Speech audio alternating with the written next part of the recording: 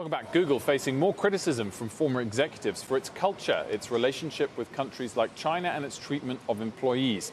The company's former head of international relations, Ross Lajeunesse, writing in a new post that the tech giant has strayed from its motto of, quote, "don't be evil." Lajeunesse claims Google pushed him out early last year after 2 years of lobbying the company for a human rights program. He's now pushing for regulating big tech companies like Google as a Democratic candidate for the U.S. Senate in Maine. He joins us now. Very good afternoon to you. Thanks for joining us. Thanks for having me. It's a pleasure to be here. So let's start on the big picture here of your criticism before we get into specific examples.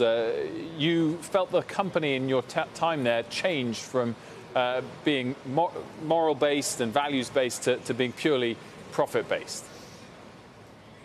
Yeah, that's exactly right.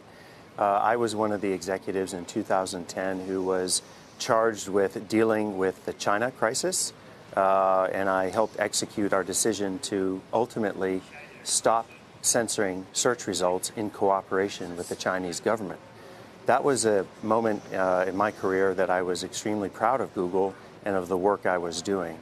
And it was alarming to me to see the company's culture and its approach toward human rights issues change during the time that I was there. There are some specific examples you mentioned as well during the article, some fairly worrying ones that would suggest some executives exhibit racist or sexist traits. Is that fair? Well, there was certainly a number of experiences that I saw, including a, quote, diversity exercise in which employees were asked to separate into their identities. I was in a group labeled homos, for example. We were then asked to list and then shout out into the room stereotypes about our identities. I found the whole exercise extremely disturbing, as you can imagine. And when I went to speak with other members of the policy team about their experiences, women of color told me that they had been put in groups called brown people, or another colleague had been roaming around the room trying to find a group that would accept her.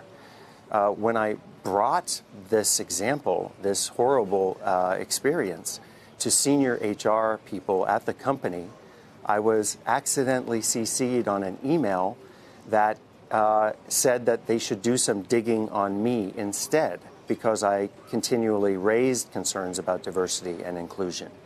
That was certainly one of the moments when I realized that the company that I had known and had been working for and loved had changed